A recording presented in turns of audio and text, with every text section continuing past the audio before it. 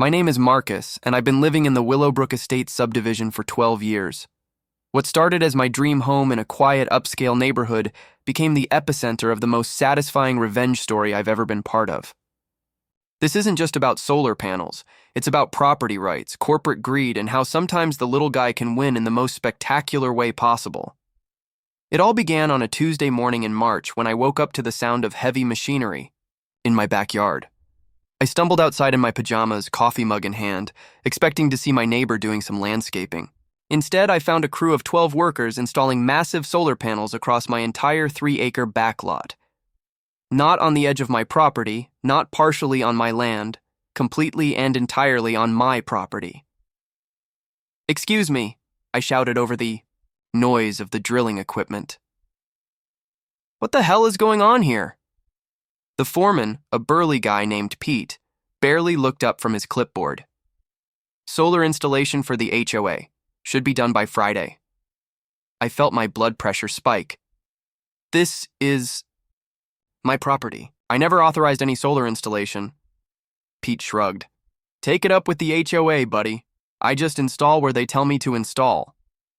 I immediately called the HOA office, my hands shaking with rage. The receptionist, Linda, put me through to the HOA president, a smug real estate developer named Richard Blackstone. I'd had run-ins with Richard before. He was the type of guy who wore $1,000 suits to neighborhood meetings and treated homeowners like tenants. "Marcus, calm down," Richard said in that condescending tone I'd grown to despise.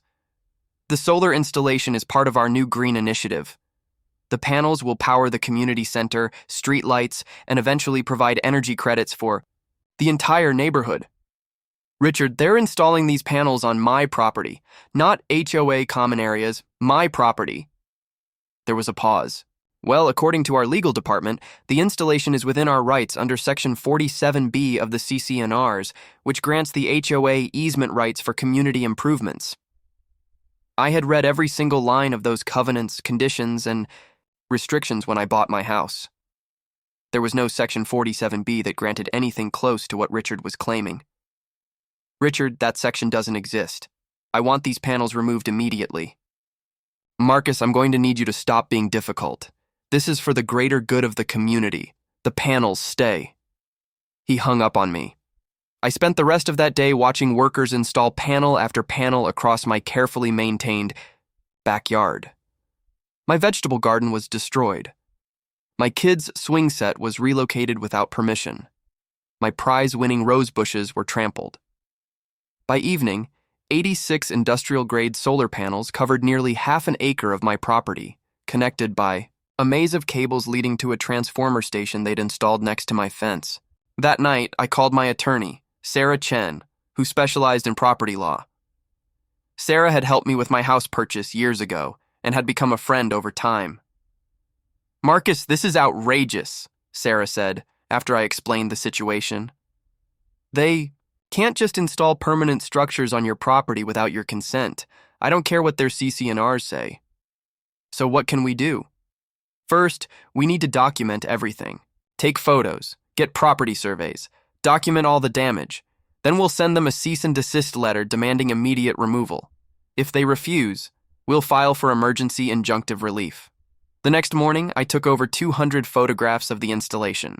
The solar panels were massive, each one roughly 6 feet by 4 feet, arranged in perfectly straight rows like some kind of industrial farm.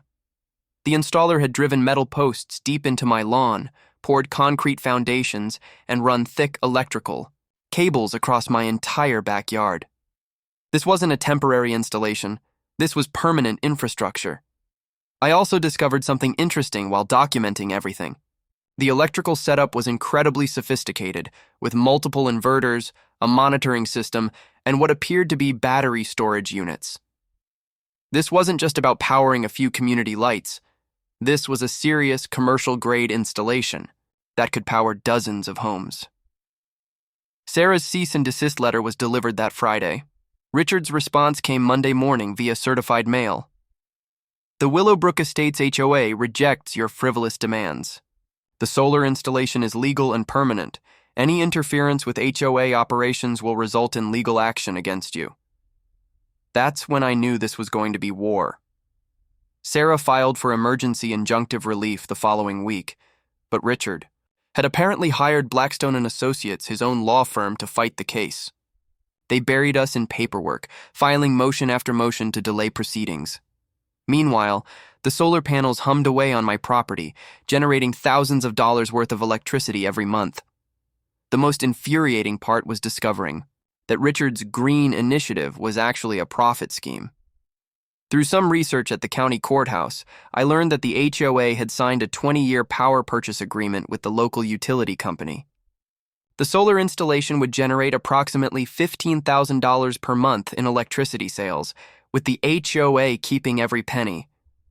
They were using my property to run a commercial electrical generation business. During this time, I also discovered that I wasn't the only victim. The Hendersons, who lived 2 streets over, had 5 panels installed on their side yard without permission. The Martinez family found panels on their front lawn. In total, Richard had installed solar equipment on 7 different homeowners. Properties without consent, but my property had the largest installation by far. The legal battle dragged on for months. Richard's lawyers used every delay tactic in the book. They challenged our property surveys, demanded depositions from irrelevant witnesses, and filed countersuits claiming I was interfering with community improvements. Meanwhile, my backyard remained a solar farm, generating money for the HOA, while destroying my property value and peace of mind. The breaking point came during a particularly heated HOA meeting in November. Richard stood at the podium, smug as ever, explaining to a room full of angry homeowners why the solar installations were necessary for our community's future. Some homeowners have been resistant to progress, he said, looking directly at me. But sometimes leadership means making tough decisions for the greater good. That's when Mrs. Patterson, an elderly woman who'd lived in the neighborhood for 30 years, stood up. Richard, they destroyed my garden to install those panels. My late husband planted those roses 40 years ago. Richard's response was callous even by his standards. Mrs. Patterson, I understand change is difficult, but we can't let sentiment stand in the way of progress. Your roses weren't generating clean energy or community revenue. The room erupted. Homeowners started shouting, demanding answers about who had authorized the installations and where the generated revenue was going. Richard tried to maintain control, but the anger was palpable. That's when I noticed something interesting. In his folder of documents, I caught a glimpse of letterhead that made my heart race. Blackstone and Associates, Legal and Real Estate Development. Below that, I saw what appeared to be utility contracts and financial projections. After the meeting, I approached Jennifer Walsh, a forensic accountant who lived in the neighborhood. Jennifer, I need to ask you something in confidence. If someone wanted to hide revenue from a solar installation, how would they do it? Jennifer raised an eyebrow. Hypothetically, they'd probably set up a subsidiary company, route the payments through that entity, and classify the revenue as operational expenses or maintenance fees on the HOA books. And if they wanted to make it look like the HOA wasn't profiting, they'd pay inflated management fees to their own company, essentially moving the money from the HOA account to their personal business account. That weekend, I spent hours at the county courthouse pulling every document I could find related to Blackstone and Associates, the HOA, and any subsidiary companies. What I discovered was breathtaking in its audacity. Richard hadn't just installed solar panels on our property. He'd created an entire shell company called Willowbrook Energy Solutions to manage the installations. The HOA was paying Willowbrook Energy Solutions $12,000 per month in management fees for the solar systems. Meanwhile, Willowbrook Energy Solutions was collecting $15,000 per month from the utility company for the generated power. Richard was essentially using homeowner property to generate revenue for his private company while charging the HOA for the privilege. But the most shocking discovery came when I found the original installation contracts. The solar company hadn't been hired by the HOA at all. They'd been hired directly by Willowbrook Energy Solutions. Richard had used his position as HOA president to authorize installations on private property for his own commercial venture. This wasn't just trespassing or property violation, it was fraud on a massive scale. Sarah was ecstatic when I brought Her the evidence. Marcus, this changes everything.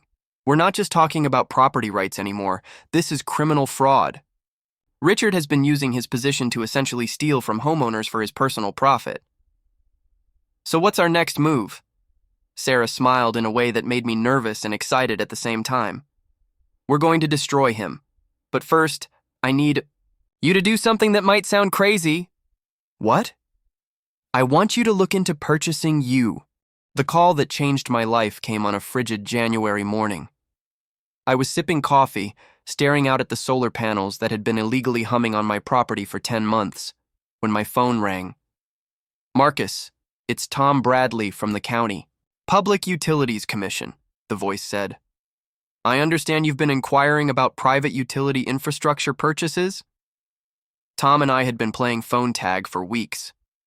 He was the bureaucrat who oversaw utility transfers in our county, and frankly, I'd expected him to laugh at my inquiries about purchasing electrical grid infrastructure. Instead, his tone was surprisingly serious. Yes, I have been.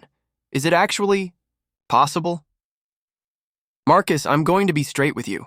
What you're asking about is extremely rare, but it's not impossible.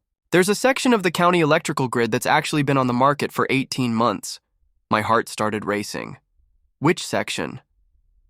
The Willowbrook Estates Distribution Network. It's a relatively isolated grid segment that serves your subdivision and about 2 miles of surrounding area. The county has been trying to sell it as part of our infrastructure modernization program. I nearly dropped my coffee mug.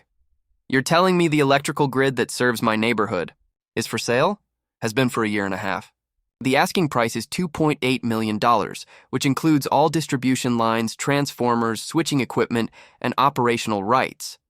Most private investors have been scared off by the regulatory requirements and ongoing maintenance costs. After I hung up, I sat in stunned silence for nearly an hour. The universe had just handed me the perfect weapon to destroy Richard Blackstone's illegal solar scheme. But $2.8 million was more money than I'd ever dreamed of having. That's when I remembered something Sarah had mentioned during our last meeting about damages claims. I called Sarah immediately. Sarah, I need you to calculate something for me. If we can prove that Richard has been stealing revenue from my property for almost a year, what kind of damages could we claim? Well, let's see. Your property is generating approximately $15,000 per month in solar revenue. Over 10 months, that's $150,000.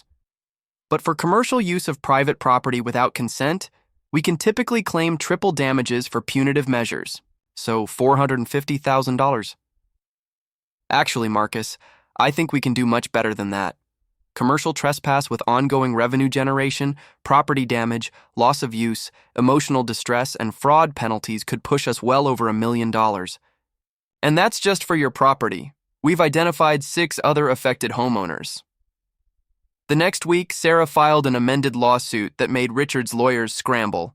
Instead of just seeking removal of the solar panels, we were now claiming $1.8 million in damages across all affected properties, plus attorney fees and punitive damages that could double or triple the total. But I wasn't waiting for the legal system to work. I had learned enough about Richard's methods to know that playing by his rules would only result in years of delays and legal fees. It was time to play by my rules. I called Tom Bradley back. Tom, I want to schedule a meeting to discuss purchasing the Willowbrook Estates electrical grid. Marcus, I have to warn you, this isn't like buying a house. There are regulatory requirements, operational responsibilities, and significant ongoing costs. You'd essentially become a private utility company. I understand, but I'm serious about this. The meeting at the county offices was surreal. Tom walked me through page after page of technical specifications, regulatory requirements, and financial obligations. The Willowbrook grid served 847 homes and businesses across 12 square miles. As the owner, I would be responsible for maintenance, emergency repairs, regulatory compliance, and continuous operation. The good news, Tom explained, is that the grid generates approximately $180,000 per month in revenue from customer payments. The bad news is that operational costs typically run about $120,000 per month, leaving a net profit of around $60,000 monthly. So it's actually a profitable business? If managed properly, yes. The county is selling because we're consolidating our utility operations, not because it's unprofitable. I spent the next 2 weeks in a financial frenzy. I refinanced my house, liquidated my retirement accounts, took out a business loan using my solar damages claim as collateral, and even borrowed money from my brother-in-law. By the end of February, I had scraped together $2.8 million. The purchase process took 6 weeks of paperwork, inspections, and regulatory approvals.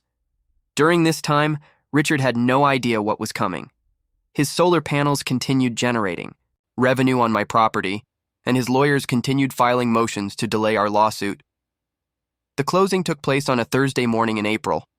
Tom handed me a thick folder of documents, along with something that made me smile wider than I had in months, a master control key for the Willowbrook Estates electrical grid.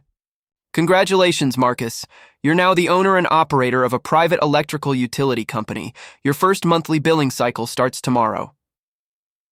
That afternoon, I drove to the main switching station that controlled power distribution for the entire subdivision.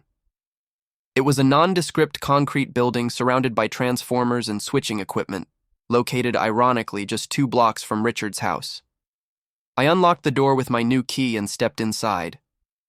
The control room was filled with monitors, switches, and electrical panels that controlled power distribution to every home and business in Willowbrook Estates, including the connection points for Richard's illegal solar installation. But I wasn't ready to flip any switches yet. First, I needed to gather my allies and plan this perfectly. That evening, I called an emergency meeting with all the homeowners who'd had solar panels installed on their property without consent. The Hendersons, the Martinez family, Mrs. Patterson, and 3 other families gathered in my living room. I have something to tell you all that's going to sound unbelievable, I began. I just purchased the electrical grid that serves our entire neighborhood. The room fell silent. Then Mrs. Patterson started laughing. Marcus, dear, are you having a mental breakdown? I pulled out the utility ownership documents and spread them across my coffee table. I'm now the legal owner and operator of Willowbrook Estates Electrical Services, which means I control the power supply to every home in this subdivision, including the connection points for all of Richard's illegal solar installations. The implications hit everyone at once. Jennifer Martinez was the first to speak. You mean you can shut off power to the solar panels? I can do much more than that. I can shut off power to Richard's house. I can shut off power to the HOA community center. I can shut off power to any property in this subdivision. But that's when I revealed the truly beautiful part of my plan. However, I'm not going to shut off anyone's power. Instead, I'm going to offer every homeowner in this subdivision a choice. Continue paying the county utility rates you've been paying, or switch to my new rate structure that's 30% lower. The room erupted in excitement. Lower electricity bills. For everyone in the neighborhood? It was like Christmas morning. But here's the best part, I continued. Richard's solar installation is connected to my grid, which means every kilowatt of electricity his panels generate flows through my system before it reaches the utility company. And as the grid owner, I have the legal right to charge connection fees, transmission fees, and grid maintenance fees for any commercial electrical generation that uses my infrastructure. Mrs. Patterson's eyes lit up with understanding. You mean you can charge him rent for using your electrical system? Exactly. And I've calculated that the appropriate fees for commercial solar generation using my grid infrastructure should be approximately $14,000 per month. The math was beautiful. Richard's solar installation generated $15,000 per month in revenue. My grid usage fees would be $14,000 per month. That left him with $1,000 monthly profit before his other expenses, maintenance costs, and the $12,000 per month he was paying his shell company for management fees. Richard's profitable fraud scheme was about to become a massive money-losing operation. But I wasn't done yet. The next morning, I had official notices delivered to every address in Willowbrook Estates, including Richard's house and the HOA office. The notices announced the change in electrical service ownership and offered every homeowner the new reduced rate option. Then I had a special notice delivered to Richard personally. Notice of commercial grid usage fees for unauthorized solar installation. The notice informed him that his solar panels were connected to my privately owned electrical grid without proper commercial use permits.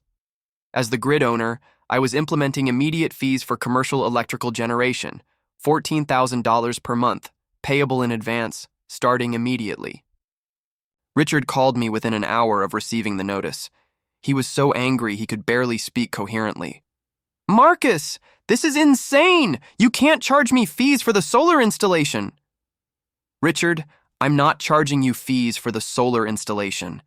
I'm charging you fees for using my electrical grid for commercial purposes. The solar panels are connected to my grid infrastructure. Every kilowatt they generate flows through my transformers and switching equipment. As a private utility company, I have the legal right to charge commercial users for grid access. This is harassment. Richard, this is business. You wanted to run a commercial electee.